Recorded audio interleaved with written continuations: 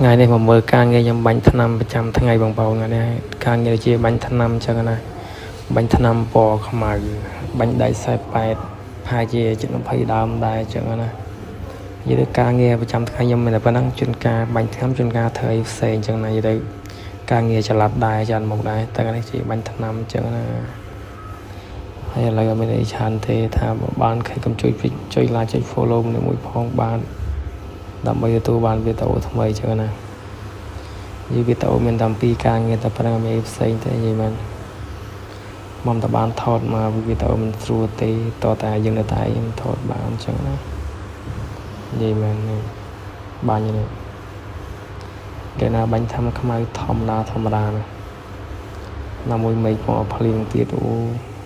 ស្រេះបើមានប៊ីយ៉ែតជាតែឆ្ងាញ់ទៀតអញ្ចឹងណានិយាយមែនហើយតាំងពីមួយថ្ងៃឥឡូវមេឃភ្លៀងហូតតាំងបានភ្លៀងមកភ្លៀងរាល់ថ្ងៃហ្មងឥឡូវលែងខ្វល់ឥឡូវមើលតោះគ្នាបានទស្សនាមើលតោះគ្នា